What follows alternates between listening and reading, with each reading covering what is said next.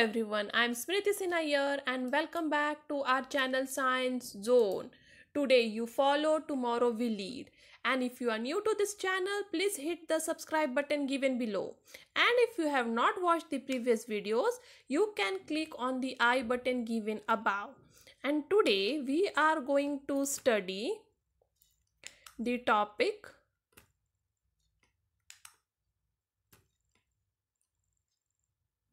Structure of atom. This is topic number 4 from Maharashtra State Board syllabus standard 11th. Structure of atom. The topic to be covered in this chapter are this many. Out of this we are done with few of the topics, and if you have missed those videos you can click on the I button above. So we are already done with subatomic particles, atomic number and atomic mass number, isotopes, isobars and isotones. Today we are going to study drawbacks of Rutherford atomic model, development leading to the Bohr's atomic model. So these are the two topics that we are going to study today. So let's begin with drawbacks of Rutherford atomic model. तो Rutherford atomic model के drawbacks क्या हैं? अब Rutherford atomic model और ये Thompson atomic model और Bohr's atomic model आप लोगों ने 9th या 10th क्लास में पढ़ा है, तो उसके बारे में हम डिटेल में नहीं जाएंगे. हम सिर्फ ड्रॉबैक्स देखेंगे कि रदरफोर्ड एटॉमिक मॉडल में ऐसा क्या ड्रॉबैक्स था कि बोर्स एटॉमिक मॉडल को डेवलप करना पड़ा. तो रदरफोर्ड एटॉमिक मॉडल का फर्स्ट ड्रॉबैक, हमें उस पॉइंट पे जाना पड़ेगा जहां रदरफोर्ड ने nuclear atomic model of atom बनाया था. ठीक है, तो रदरफोर्ड ने क्या किया था? एक न्यूक्लियर मॉडल ऑफ एटम बनाया था, और उस टाइम में उन्होंने क्या कंसीडर किया था? एक्चुअली उन्होंने कंसीडर किया था कि न्यूक्लियस सन है. So nucleus plays the role of the sun, और इलेक्ट्रॉन्स क्या हैं? प्लैनेट्स हैं. तो nuclear is the massive sun while electron are the lighter planet, जो सन के आजू बाजू घूमता रहता है. ठीक है, अब electron in this model was not considered to be stationary, as the electrostatic force of attraction would pull them towards itself, and this would form a miniature version of Thomson atomic model. तो Rutherford atomic model में ये जो electrons move हो रहे around the nucleus, उन्हें stationery नहीं कहा गया था. वो कंटिन्यूसली मूव होते रहते थे, और वो मूव हो कैसे रहे? Due to electrostatic force of attraction से.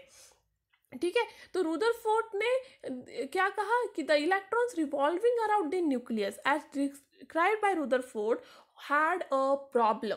ठीक है, तो रदरफोर्ड ने कहा कि ठीक है, इलेक्ट्रॉन न्यूक्लियस के आजू बाजू घूम रहा है as the planet moves around the sun, but ये मूविंग इलेक्ट्रॉन में कोई प्रॉब्लम था. क्या प्रॉब्लम था? ये प्रॉब्लम था कि इलेक्ट्रॉन्स ने, रदरफोर्ड ने इलेक्ट्रॉन्स को क्या कहा था? Negatively charge particles. तो जो भी ये इलेक्ट्रॉन मूव हो रहे हैं न्यूक्लियस के आजू बाजू, वो क्या थे? एक्चुअली नेगेटिवली चार्ज पार्टिकल्स थे जो ऑर्बिटल मोशन में मूव हो रहे थे. Now such orbital motion is an accelerated motion accompanied by continuous change in the velocity of electron as noticed from the continuously changing direction. तो actually क्या होता था? ये एक चार्ज पार्टिकल है, और चार्ज पार्टिकल जब भी मोशन में होते हैं, नेगेटिवली चार्ज पार्टिकल से जब भी मोशन में होते हैं, तो क्या होता है उनमें? एक्सिलरेशन. क्योंकि एक्सिलरेशन चार्ज पार्टिकल्स में होता है, और उसके वजह से continuous change in velocity of electron दिखता है. ठीक है, ये चार्ज पार्टिकल्स में क्या दिखता है? उनके मोशन के वजह से कंटिन्यूस चेंज इन वेलोसिटी, और उसके वजह से होता है कंटिन्यूस चेंजिंग डायरेक्शन.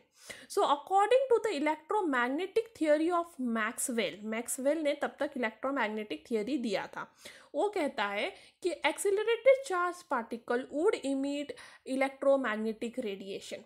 तो अभी हम ठीक से समझ लेते हैं कि रदरफोर्ड ने क्या कहा कि जो भी इलेक्ट्रॉन मूव हो रहे हैं वो नेगेटिवली चार्ज पार्टिकल है, और वो मूव हो रहे हैं न्यूक्लियस के आजू बाजू. अब जो भी चार्ज पार्टिकल्स होते हैं उनमें होता है कोई वेलोसिटी, और वेलोसिटी की वजह से होता है एक्सिलरेशन. अब मैक्सवेल क्या कहता है, कोई भी एक्सेलरेटेड चार्ज पार्टिकल होता है वो एनर्जी इमिट करता है इलेक्ट्रोमैग्नेटिक रेडिएशन के फॉर्म में। तो उसके हिसाब से रुदरफोर्ड के ये इलेक्ट्रॉन्स भी इलेक्ट्रोमैग्नेटिक रेडिएशन इमिट करने चाहिए क्योंकि ये एक्सेलरेटेड चार्ज पार्टिकल्स हैं। बट यदि ये इलेक्ट्रॉन ने रेडिएशन इमिट किया तो रेडिएशन कितना इमिट करेगा, वो इमिट करेगा radiation associated with its electronic motion.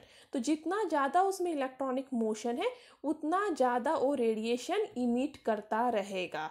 और उसकी वजह से क्या होगा, रेडिएशन इमिट करने के वजह से इलेक्ट्रॉन के ये जो ऑर्बिट है वो श्रिंक होता जाएगा।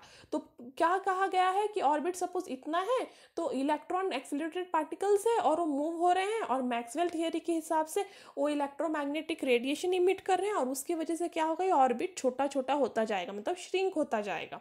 और इसकी वजह से जो भी इलेक्ट्रॉन का ऑर्बिटल है वो एक फॉर्म में क्या हो जाएगा, स्पेरिकल पाथ हो जाएगा। वो ऑर्बिटल सर्कुलर नहीं रह जाएगा, वो हो जाएगा स्पेरिकल पार्ट। तो न्यूक्लियस के आजू बाजू स्पेरिकल पार्ट में मूव करेगा, ठीक है। बट ऐसा नहीं था। तो रुदरफोर्ड एटॉमिक मॉडल, ये सब का कंक्लूजन क्या है, ये पूरा जो हमने अभी रीड किया उसका कंक्लूजन क्या है? इसका कंक्लूजन ये है कि रुदरफोर्ड ने कहा था कि उसका एटॉमिक मॉडल में इंट्रिंसिक इंस्टेबिलिटी ऑफ एटम है। इंट्रिंसिक इंस्टेबिलिटी ऑफ एटम क्यों कहा गया है? क्योंकि वो ऑर्बिटल हमेशा इलेक्ट्रॉन के इमिशन के वजह से श्रिंक होते जा रहा है, ठीक है, और उसकी वजह से ऑर्बिटल सर्कुलर से स्पेरिकल पाथ होता जा रहा है। तो रुदरफोर्ड एटॉमिक मॉडल क्या कहता है, उसका कंक्लूजन क्या है कि वो intrinsic instability of atom, but actually real atoms are stable. Real atoms are stable doesn't means कि इलेक्ट्रॉन्स न्यूक्लियस के आजू बाजू घूम नहीं रहे, वो घूम रहे हैं, but the orbits never shrink, the orbits are always at their original position, और इलेक्ट्रॉन्स कभी रेडिएशन इमिट करते हुए एनर्जी नहीं लूज करते हैं। तो real atoms are actually stable. तो ये फर्स्ट ड्रॉबैक हुआ।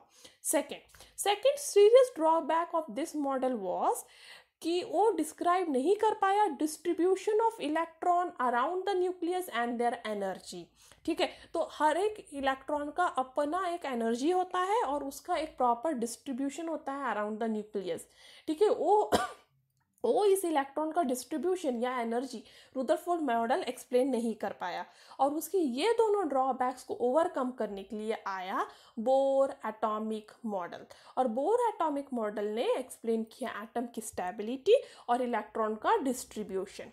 So let's move towards the developments leading to Bohr's atomic model. So at the time when different models of atomic structure were given, some results obtained from the studies of interaction of radiation with matter required to be correlated with atomic structure. तो actually in the beginning बहुत सारे atomic structure के models दिए गए थे, बहुत सारे scientist ने प्रपोज किया था, बट अब उनका जो भी रिजल्ट आया था, वो सब मॉडल्स का जो भी रिजल्ट आया था उनको ठीक से स्टडी करने के लिए उनका इंटरैक्शन विथ रेडिएशन स्टडी करना विथ मैटर के साथ, मतलब मैटर मतलब वो एटम्स, उस एटम्स के साथ उस रेडिएशन का क्या इंटरैक्शन हो रहा है वो स्टडी करना बहुत इम्पॉर्टेंट था। तो ये नील्स बोर साइंटिस्ट जो थे उन्होंने यूटिलाइज किया ये सारे रिजल्ट जो भी सारे साइंटिस्ट ने निकाला था एटॉमिक मॉडल का स्ट्रक्चर प्रपोज करते वक्त, कि उनका जो इंटरैक्शन क्या होता है रेडिएशन के साथ, ठीक है, उनके जो मैटर है जो एटम्स है उनका क्या इंटरैक्शन होने वाला है गिवन रेडिएशन के साथ, उसके जो भी रिजल्ट्स आए थे उसको रिजल्ट्स को लेके उन्होंने रुदरफोर्ड एटॉमिक मॉडल के ड्रॉबैक्स को ओवरकम करने की कोशिश की। तो फिर उसके बाद नील्स बोर को 2 रिजल्ट आया, और वो बहुत इंपॉर्टेंट रिजल्ट था क्योंकि उसने एटम का स्ट्रक्चर ही बदल दिया। तो पहला था wave particle duality of electromagnetic radiation, कि इलेक्ट्रोमैग्नेटिक रेडिएशन में वेव पार्टिकल ड्यूलिटी होता है। अभी हम इसको ठीक से समझ लेंगे आगे वाले वीडियो में। Now line emission spectra of hydrogen, तो हाइड्रोजन में कौन सा लाइन इमिशन स्पेक्ट्रा है, तो ये 2 कंक्लूजन निकाला था नील्स बोर ने। तो let's move towards the first one, that is wave particle duality of electromagnetic radiation. तो electromagnetic radiation is of dual nature, ठीक है, वो एक रेडिएशन भी है और एक पार्टिकल भी है, और उसके ऊपर से ये कंक्लूजन निकला था wave particle duality of electromagnetic radiation. Now light behaves as dual behaviour, तो लाइट को हमेशा कैसा बिहेवियर है, दो बिहेवियर। पहला, it is electromagnetic wave also, second it has particle nature also, ठीक है। अब इलेक्ट्रॉन मैग्नेटिक वेव और पार्टिकल नेचर दोनों क्यों है, क्योंकि phenomena such as diffraction of light, interference of light, ये दोनों भी एक्सप्लेन किया जा सकता है जब लाइट को आप इलेक्ट्रोमैग्नेटिक वेव की तरह ट्रीट करो, ठीक है। आप यदि लाइट को इलेक्ट्रोमैग्नेटिक वेव कंसिडर करोगे तभी आप डिफ्रैक्शन ऑफ लाइट या इंटरफेरेंस ऑफ लाइट एक्सप्लेन कर पाओगे कि लाइट डिफ्रैक्ट क्यों हो पा रहा है, लाइट में इंटरफेरेंस क्यों हो रहा है, क्योंकि वो इलेक्ट्रोमैग्नेटिक वेव है। बट यदि आप द ब्लैक बॉडी रेडिएशन और फोटो इलेक्ट्रिक इफेक्ट एक्सप्लेन करना चाहते हो तो वो वेव नेचर ऑफ लाइट में नहीं एक्सप्लेन हो सकता, ठीक है। डिफ्रैक्शन इंटरफेरेंस के लिए आपको क्या चाहिए, electromagnetic nature of light, but black body radiation या फिर फोटो इलेक्ट्रिक इफेक्ट के लिए आप वेव नेचर ऑफ लाइट नहीं कंसिडर कर सकते हो, तब आपको particle nature of light consider करना होगा, ठीक है। यदि आप लाइट को एज अ पार्टिकल कंसिडर करोगे तभी आप ब्लैक बॉडी रेडिएशन या फिर फोटो इलेक्ट्रिक इफेक्ट को एक्सप्लेन कर पाओगे। Now when light interacts with matter it behaves as a stream of particles called photon, ये बहुत इंपॉर्टेंट लाइन है। when light interacts with matter, जब लाइट कोई भी मैटर के साथ इंटरैक्ट करता है तब वो कैसे बिहेव करता है, stream of particles called photon, photon ऐसे स्मॉल स्मॉल पार्टिकल्स कंसिडर किया गया है जो एक स्ट्रीम में कंटिन्यूस लाइन में फ्लो हो रहा है। तो लाइट जब भी मैटर के साथ इंटरैक्ट करेगा तो stream of particle called photon की तरह बिहेव करेगा। बट व्हेन लाइट प्रोपागेट्स, मतलब एक जगह से जब लाइट दूसरे लाइट जगह पे जा रहा है, that when light propagates it behaves like electromagnetic wave, ठीक है। तो ये हो गया dual nature of light, it even acts as a photon and it even acts as a wave. So this is electromagnetic wave. तो electromagnetic wave में होता है क्रस्ट एंड ट्रफ, देखो क्रस्ट जो ऊपर की तरफ है, ट्रफ जो नीचे की तरफ है, ठीक है। तो क्रस्ट ऊपर की तरफ, ट्रस्ट जो नीचे की तरफ है ना। डायरेक्शन ऑफ प्रोपोगेशन मतलब इस पॉइंट से वो इस तरफ जा रहा है दूसरे पॉइंट में, तो ये हो गया डायरेक्शन ऑफ प्रोपोगेशन। एम्पलीट्यूड क्या होता है, जो मैग्नेटिक फील्ड होता है, जो मैग्नेटिक फील्ड का ये लाइन है उससे क्रेस्ट की तरफ का जितना भी वो डिस्टेंस है उसके कहोगे एम्पलीट्यूड। ये हो गया इलेक्ट्रिक फील्ड का डायरेक्शन, और वेवलेंथ मतलब ये वाला डिस्टेंस। तो अभी हम ये सब का डेफिनेशन देखेंगे। So characteristic of electromagnetic waves. So the first characteristic is wavelength, that is lambda. So what is wavelength? The sorry. So what is wavelength? The distance between two consecutive crusts or troughs is called as wavelength. So the whatever the distance between two consecutive crest and trough, देखो एक crest and trough, so two consecutive crest और trough is called as wavelength. It is represented by symbol lambda, which is a Greek letter. The SI unit for wavelength is meter. तो wavelength का SI unit क्या है, metre. Now next is frequency. ये सारे definitions आपको learn करना है क्योंकि ये पूछा जाता है, ठीक है। Next definition is frequency, that is nu. Now number of waves that pass a given point in 1 second is called frequency. So suppose मेरे पास ये given point है, इस point से 1 second में कितने waves move होंगे, ठीक है। 1 second में कितने ऐसे waves move हो सकते हैं इस एक point से 1 second में, उसे हम कहेंगे frequency. It is represented by Greek letter nu and its SI unit is hertz, that is per second. Next is wave number, that is nu bar. So wave number is the number of wavelengths per unit length. एक length में कितना number of wavelength है, so wave number is the number of wavelength per unit length. Okay, so wave number is represented by symbol nu bar, and the commonly used unit for wave number is reciprocal of centimeter, that is centimeter inverse. Now while the SI unit is meter inverse. Now wave number is related to wavelength. तो wavelength को wave number कैसे है? Inversely proportional. So if you have wavelength more, the wave number will be less. If you have wavelength less, the wave number will be more. Next is amplitude, which is represented by A. So amplitude of a wave is the height of the crust. ठीक है, crust का कितना height होता है उसे कहोगे amplitude. So square of the amplitude denotes the intensity of the radiation. ठीक है, तो amplitude का square, that is A square, मतलब क्या होता है? Intensity of the radiation. अब आपके पास एक न्यूमेरिकल है. Visible light has wavelengths ranging from 400 nanometer, that is violet color, to 750 nanometer, that is red color. Express this wavelengths in terms of frequency hertz, and 1 nanometer is equal to 10 raised to minus 9 meter. तो आपको जो भी दिया हुआ है वो दिया हुआ है वेवलेंथ के रूप में. आपको इसमें उसको किस में कन्वर्ट करना है? फ्रीक्वेंसी, दैट इज हर्ट्स में. तो आपका ये इंपॉर्टेंट फॉर्मूला जो आपको याद रखना है, C equals to nu lambda. Okay, C equals to nu into lambda. अभी ये फॉर्मूला याद रखना है. अभी nu equals to C upon lambda. ठीक है, फ्रीक्वेंसी ऑफ वॉयलेट लाइट, अभी C का वैल्यू कांस्टेंट है, that is 3 into 10 raise to 8 metre पर सेकेंड. ये वैल्यू भी लर्न करना है, ये कभी गिवन नहीं होता. और ये वेलोसिटी ऑफ लाइट है और ये कांस्टेंट वैल्यू है, that is 3 into 10 raise to 8 metre पर सेकेंड.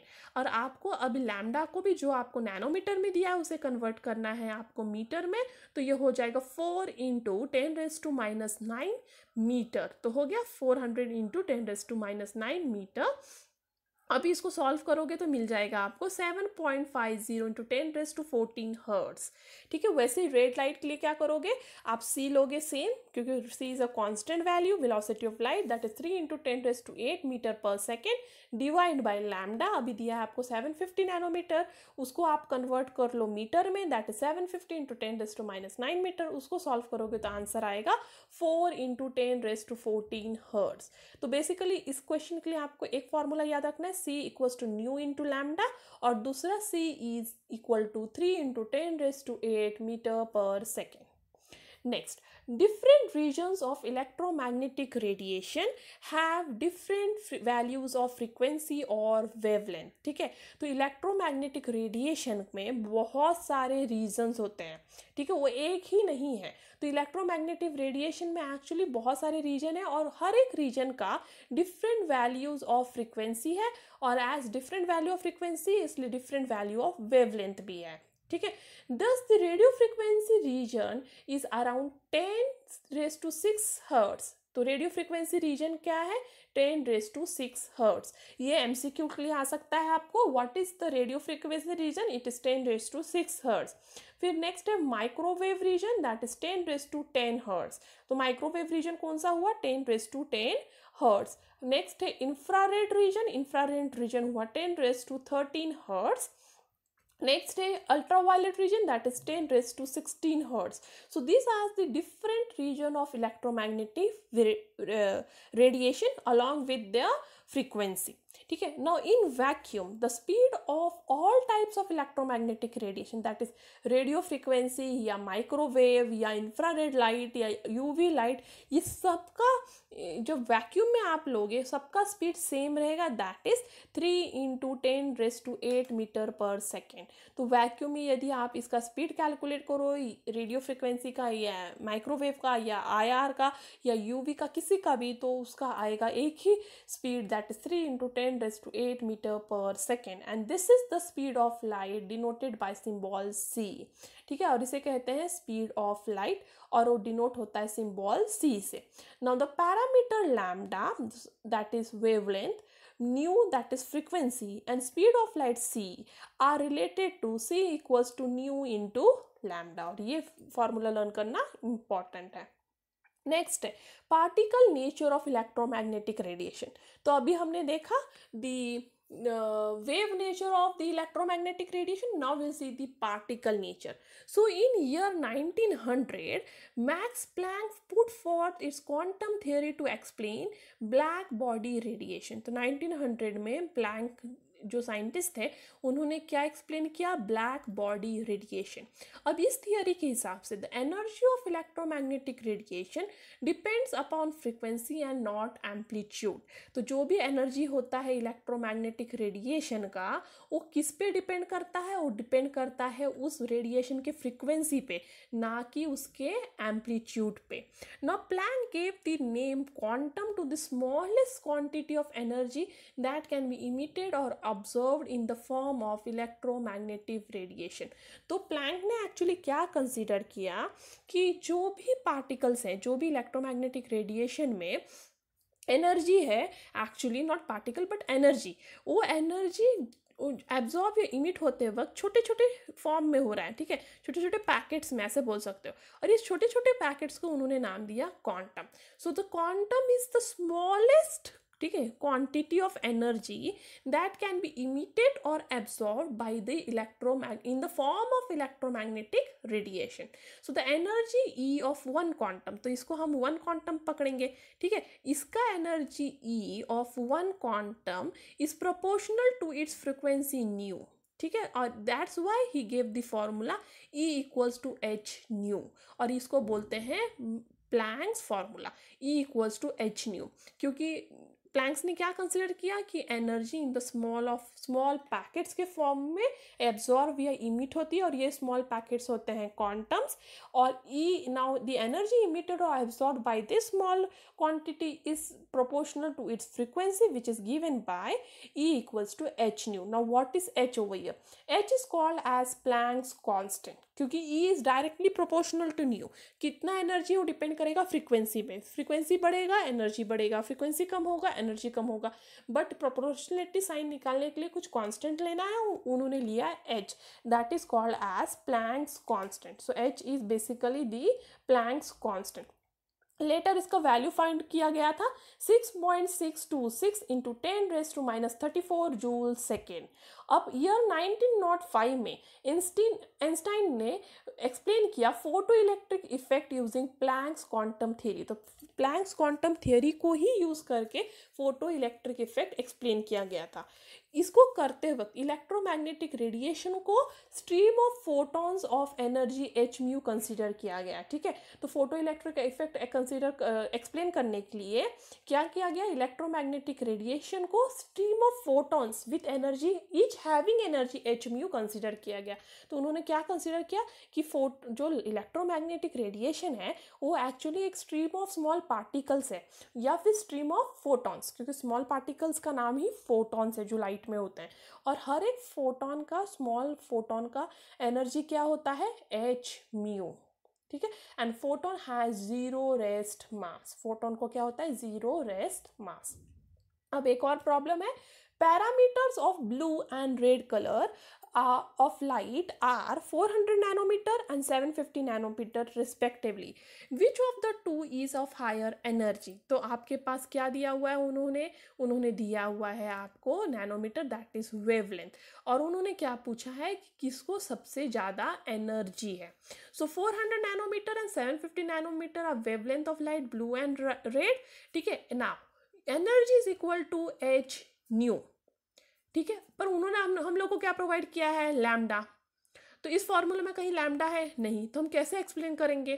तो nu that is frequency is equal to C upon lambda. ये तो हमने पढ़ा कि C equals to nu into lambda. So nu equals to C upon lambda. So therefore indirectly क्या हुआ, E is equal to, indirectly हुआ ये, E is equal to H upon H into, actually not upon, h into c upon lambda. तो हमने new को किससे replace कर दिया, c अपॉन लैम्डा से. therefore energy is inversely proportional to lambda. ठीक है, E equals to h new equals to c upon lambda. therefore E equals to h into c upon lambda, and therefore E is direct inversely proportional to lambda, that is wavelength. तो wavelength बढ़ेगा तो energy कम होगी।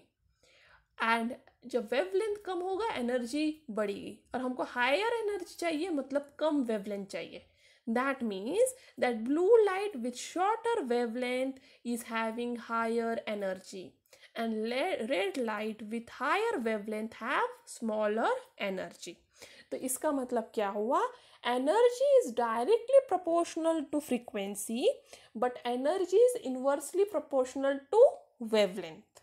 ठीक है, तो frequency बढ़ेगा energy बढ़ेगी, but wavelength बढ़ेगा तो एनर्जी कम होगी। Next is line emission spectrum of hydrogen. So when a substance is irradiated with light, it absorbs energy. कोई भी substance को यदि आप light irradiate करो, मतलब उस पर लाइट डालो, तो वो क्या करेगा, लाइट एनर्जी एब्जॉर्व करेगा, इन द फॉर्म ऑफ एनर्जी वो एब्जॉर्व करेगा। अब एब्जॉर्व करने की वजह से क्या होता है, उस सब्सटेंस का एटम या फिर मॉलिक्यूल या फिर आयन उस एब्जॉर्ब रेडिएशन के वजह से हो जाता है एक्साइटेड, क्योंकि उसमें ज़्यादा एनर्जी हो जाता है।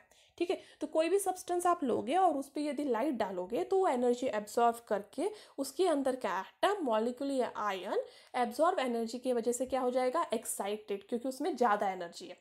ये आप हीटिंग करके भी कर सकते हो, कभी कभी कोई सब्सटेंस को हीट करने की वजह से भी उसका एटम, मॉलिक्यूल या आयन एक्साइटेड हो जाता है। कैसे भी एक्साइटेड हो, पर एक्साइटेड होने पे क्या होता है, when an excited species gives away the absorbed energy in the form of radiation, this process is called as emission और रेडिएशन। तो एक्चुअली क्या होता है, एक सब्सटेंस है, उसने लाइट एनर्जी एब्जॉर्व की, ओके, और वो हो गया एक्साइटेड। एक्साइटेड हो गया मतलब उसकी एनर्जी बढ़ गई। अब क्या होगा, इस एक्साइटेड फॉर्म में वो स्टेबल नहीं है क्योंकि उसके पास एक्स्ट्रा एनर्जी है। तो कुछ देर बाद वो क्या करेगा, वापस अपने ग्राउंड स्टेट पे आने की कोशिश करेगा एक्साइटेड स्टेट से, और जो भी लाइट उसने एब्जॉर्व किया था, जो भी एनर्जी उसने ऑब्जर्व की थी, वो वापस वो बाहर इमिट करेगा। और ये जो भी एनर्जी वो इमिट कर रहा है, इस प्रोसेस को कहोगे आप इमिशन या फिर रेडिएशन। तो बेसिकली आपको समझ गया होगा, कोई भी सब्सटेंस है वो लाइट या हीट एब्जॉर्व करने की वजह से एनर्जी ज़्यादा होके वो एक्साइटेड होता है, एक्साइटेड में ज़्यादा स्टेबल नहीं है, इसलिए वापस वो ग्राउंड स्टेट में आएगा। जब ग्राउंड स्टेट में आते वक्त जो एक्स्ट्रा एनर्जी है वो बाहर छोड़ देगा, और उस प्रोसेस को आप कहोगे emission of radiation. Now the recorded spectrum of this emitted radiation is called emission spectrum. तो एक्चुअली क्या होता है, जो भी एनर्जी जब वो बाहर छोड़ता है, उस एनर्जी को हम लोग रिकॉर्ड कर सकते हैं इन द फॉर्म ऑफ स्पेक्ट्रा। ठीक है, और उस स्पेक्ट्रा को कहेंगे इमिशन स्पेक्ट्रम, क्योंकि इमिशन एनर्जी से वो बना है। Of all the elements hydrogen का सबसे सिंपलेस्ट इमिशन स्पेक्ट्रा है। ठीक है, जितने भी एलिमेंट्स हैं हमारे पास, उसमें से सबसे सिंपलेस्ट इमिशन स्पेक्ट्रा कौन दिखाता है, हाइड्रोजन, इसलिए उसको स्टडी किया गया है। When electric discharge is passed through gaseous hydrogen, it emits radiation. Electric discharge जब भी आप गैसियस हाइड्रोजन मॉलिक्यूल से पास करोगे, वो रेडिएशन इमिट करने लगेगा। क्यों, क्योंकि वो क्या करता है, पहले लाइट एनर्जी एब्जॉर्व करके एक्साइट होता है, और बाद में ग्राउंड स्टेट में आते वक्त वो रेडिएशन इमिट करता है, और इसके वजह से वो रेडिएशन इमिट करते हुए स्पेक्ट्रा दिखा पाता है। Now hydrogen emission spectrum was studied by 5 scientist in late 19th century. They recorded that hydrogen emission spectra in different region of electromagnetic radiation. तो उन्होंने क्या किया, हाइड्रोजन इमिशन स्पेक्ट्रा को डिफरेंट रीजन, जैसे यूवी अल्ट्रावायलेट रीजन में, infrared region में, radio wave region में, ठीक है, और जो भी जितने विजिबल रीजन में, जो भी रीजन्स इलेक्ट्रोमैग्नेटिक रेडिएशन में होते हैं, सब में हाइड्रोजन स्पेक्ट्रा को, इमिशन स्पेक्ट्रा को स्टडी करने की कोशिश की। The spectra was not continuous and comprised of a series of lines corresponding of different frequencies. और उन्होंने जब ये सारे इलेक्ट्रोमैग्नेटिक रेडिएशन में जाके हाइड्रोजन इमिशन स्पेक्ट्रा जब नोट डाउन किया, तो उन्होंने क्या फाइंड आउट किया कि ये स्पेक्ट्रा हर रीजन में कंटिन्यूअस नहीं है, और वहाँ पे सीरीज ऑफ लाइन दिखता है, और वो सब लाइन डिफरेंट फ्रीक्वेंसी के हैं। तो ये था actually emission of the line spectrum of hydrogen. तो ये ग्राफ जो देख रहे हो आप डायग्राम, इसमें एक्चुअली ये है आपका हाइड्रोजन इमिशन स्पेक्ट्रा, और ये डिफरेंट रीजन में लिया गया है। और डिफरेंट रीजन में क्या फाइंड आउट किया कि स्पेक्ट्रा कंटिन्यूस नहीं है, देखो गैप्स है उसके बीच में, और वहाँ पे डिफरेंट लाइन्स है, और हर एक लाइन डिफरेंट फ्रीक्वेंसी का है, और उसके बेसिस पे उन्होंने बहुत सारे कंक्लूजन निकाले। जैसे उसमें बहुत सारे सीरीज को नाम दिया, Paschen series, Balmer series, Lyman series, ठीक है। पाशन सीरीज उन्हें मिला इंफ्रारेड रीजन में, बाल्मर सीरीज मिला पार्टली विजिबल रीजन में, लाइमन सीरीज मिला उनको अल्ट्रावायलेट रीजन में। तो डिफरेंट रीजन में उनको डिफरेंट सीरीज मिले जिनको वो साइंटिस्ट ने अपना नाम दिया। तो इंफ्रारेड रीजन में हाइड्रोजन स्पेक्ट्रा स्टडी किया था पाशन ने, इसलिए उसका नाम हुआ Paschen series. Partly visible region में वाल्मर ने स्टडी किया था, इसलिए हुआ बाल्मर सीरीज, और अल्ट्रावायलेट रीजन में लाइमन ने स्टडी किया था, हुआ Lyman series. No lines get closer and closer together and eventually reach the series of limit. Actually क्या होता है, हर सीरीज में लाइन देखो पहले दूर है, फिर पास आया, फिर पास आया, और एक पॉइंट ऐसा आता है कि वो इतने पास होते हैं कि वो सीरीज ऑफ लिमिट, मतलब आप डिस्टिंग्विश नहीं कर पाओगे उस लाइन को, उतने पास वो आ जाते हैं। Now in year 1885, Balmer expressed the wave numbers of emission lines in visible region of electromagnetic radiation by formula. तो बाल्मर ने 1885 में इमिशन लाइन को जो विजिबल रीजन में दिखा था, ठीक है। बाल्मर सीरीज कहाँ पे होता है, विजिबल रीजन में। उन्होंने उस इलेक्ट्रोमैग्नेटिक रेडिएशन के लिए एक फॉर्मूला दिया, that is mu bar equals to 109677 in bracket 1 upon 2 raised to 2 minus 1 upon n raised to 2 bracket close centimeter inverse, where n you can take as 3, 4, 5, and the lines described by this formula were called as Balmer series. और जो भी line इस formula से जो भी आपको line निकलेंगे उनका जो भी वेव नंबर यहाँ पे निकलेगा वो क्या होगा, Balmer series. But J Rydberg found that all 5 series of line can be described very easily by mu, that is your frequency equals to 109677 under in bracket 1 upon n1 square minus n2 square centimeter inverse। तो ये actually Balmer ने सिर्फ अपने series के लिए formula दिया था जिससे आप अलग अलग वेव नंबर निकाल पाओगे, पर इसको ये कंक्लूड करने के लिए राइडबर्ग ने क्या किया कि सारे सीरीज 5 के 5 series, that is Balmer series, Lyman series, Paschen series and whatever 5 series are there, वो सारे 5 सीरीज को एक्सप्लेन करने के लिए कॉमन फार्मूला दिया, ठीक है। वो कॉमन फार्मूला क्या था, mu equals to 109677 in bracket 1 upon n12 minus 1 upon n22 centimetre inverse, where n1 equals to 1 2 3 और n2 क्या होगा, n1 plus 1, n1 plus 2, n1 plus 3 and so on. So the value 109677 centimeter inverse is called as Rydberg constant and for hydrogen that is RH. तो 109677 को क्या कहा गया, राइडनबर्ग constant, और उसको रिप्रेजेंट किया गया RH। और क्यों, क्योंकि वो सिर्फ हाइड्रोजन के लिए था।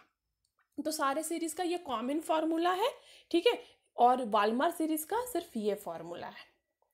Now this are the different series, this are the 5 series, okay. ये 5 सीरीज फाइंड आउट किया गया था जब हाइड्रोजन इमिशन स्पेक्ट्रा अलग अलग रीजन में फाइंड आउट किया गया था अलग अलग साइंटिस्ट द्वारा, और वो साइंटिस्ट ने अपना नाम दिया ये सीरीज को। और ये सीरीज का n1 और n2 ये राइडनबर्ग ने प्रिडिक्ट किया था, और ये हो गए उनके स्पेक्ट्रल रीजन। तो पहला सीरीज है लाइमन सीरीज, उसका n1 1 होता है, तो n2 क्या हो जाएगा, n1 plus 1 that is 2, n1 plus 2 that is 3, n1 plus 3 that is 4 and so on। और वो फाइंड आउट किया गया था अल्ट्रावायलेट रीजन में। नेक्स्ट सीरीज था बाल्मर सीरीज, जिसका n1 था 2, n2 था 3 4 5 6, क्योंकि हो जाएगा n1 plus 1 that is 3, ठीक है, n1 plus 2 that is 4 and so on। और वो फाइंड आउट किया गया था विजिबल रीजन में। नेक्स्ट सीरीज था Paschen series, that was n1 was 3 and the n2 was 4 5 and so on, और वो फाइंड आउट किया गया था इंफ्रारेड रीजन में। नेक्स्ट था Brackett series, that is 4, n1 is 4 and n2 is of course 5 6 7 8 and so on, और वापस वो फाइंड आउट किया गया था इंफ्रारेड रीजन में। नेक्स्ट था पीफन series, that n1 was 5 and n2 is 6 7 8 9 so on, और वो वापस फाइंड आउट किया था है इंफ्रारेड रीजन में. So these are the 5 series for the hydrogen emission spectra along with the N1 N2 और स्पेक्ट्रल रीजन. और N1 N2 यूज करके आप वेव नंबर या फिर फ्रीक्वेंसी बहुत इजीली फाइंड आउट कर सकते हो. आपको जस्ट इस फॉर्मूले में आपको सब अप्लाई करना है. ठीक है. So that's all for today. Thank you. If you have any doubt, any comment, any suggestion, you are free to do that on asiadoubt04@gmail.com. And if you have liked my video, give me a thumbs up. Share this video to more and more of your friends. And before departing, coming together is a beginning. Keeping together is process. And working together is success. So let's work together and gain the success in the exam. So that's all for today. Thank you. Stay tuned.